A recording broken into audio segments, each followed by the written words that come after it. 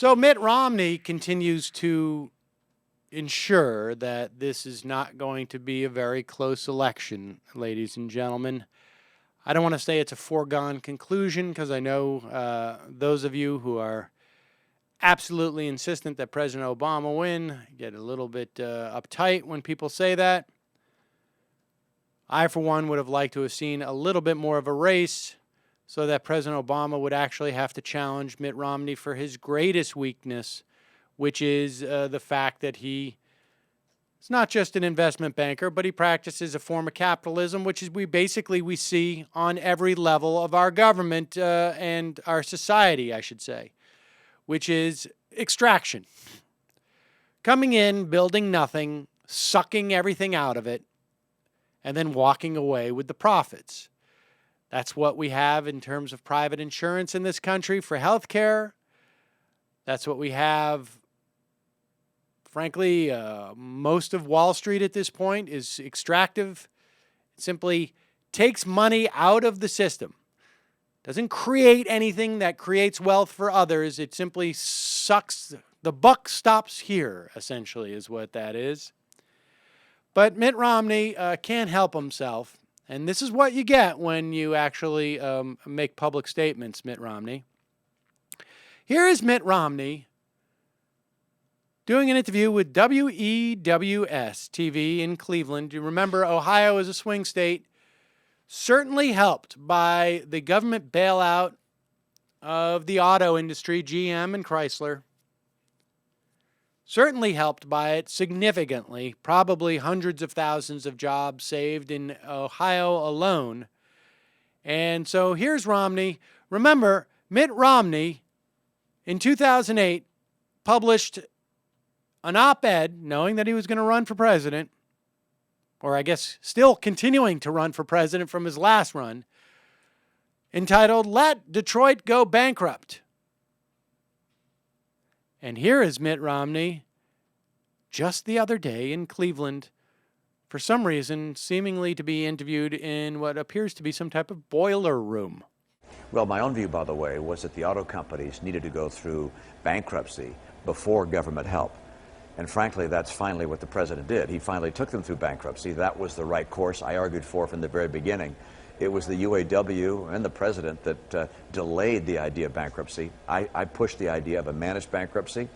And finally, when that was done and help was given, the companies got back on their feet. All right, so stop for a second. I'll take a lot of credit. This guy's lying.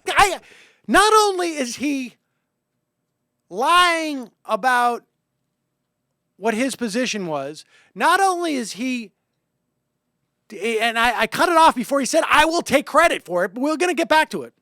But I want you to listen to this. Understand what happened with the auto companies. They could not go into bankruptcy for multiple reasons. One is, if these car companies go into bankruptcy, nobody's going to buy their cars because everybody's going to be afraid that their cars go bankrupt and they won't be able to be serviced. Two, you could not go through this quick enough.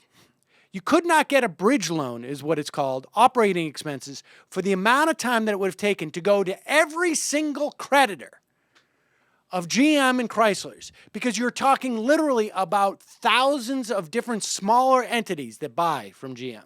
So you could not do this. The only way to do it was to have the government come in. Otherwise, these go out of business, period. Not into a protected bankruptcy, out of business, period. Chapter 7 as opposed to a Chapter 11. Maybe 7 is not the right one because I think that might be personal, but I'm not sure. The bottom line is over. The government came in with about $50 billion. They showed up with that money and also made negotiations. They basically told the unions, take a pay cut, lose your health care benefits, we'll give you some stock so you can be invested in the company as well.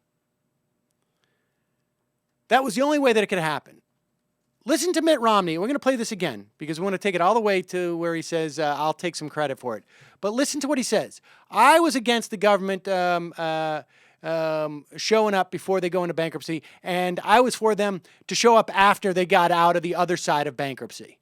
Well, no. The government was there before they went into bankruptcy. It was the only way it was going to work. Play it again. Well, my own view, by the way, was that the auto companies needed to go through bankruptcy before government help.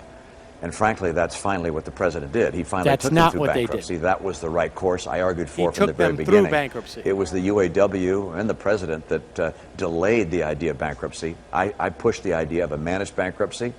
And finally, when that was done and help was given, the companies got back on their feet. So I'll take a lot of credit for the fact that this industry's come back. I don't think so. You know who else will take a lot of credit? I will. I will. Because I think cars are good sometimes. I will take credit for it because I've driven in a car. And not only have I driven in a car, I've driven a car. This guy's just out of his mind. This guy's just, he's out of his mind. And it's a real shame because it would have been at least somewhat helpful for this country to have had a legitimate race for the presidency. I don't understand. What does he think?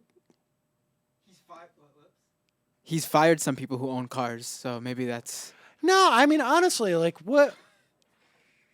They must sit around and commit. Do you think there's any way? I mean, even though you came out explicitly against what took place, and it was successful, do you think there's any way for you to spin it? Yeah. What do you mean, spin it? I said the word bankruptcy. I said the word bankrupt. They went through a bankruptcy. I deserve credit. What's even amazing, what's also amazing, not just that this guy is lying about whether or not he deserves credit, but this guy's thinking that in 2008, anybody's listening to Mitt Romney. Mitt Romney could have shown up at the White House steps with a big graphic that says, this is what you should do. And still, he would have deserved no credit. No one's listening to Mitt Romney in 2000. No one's listening to Mitt Romney right now, and he's the Republican nominee.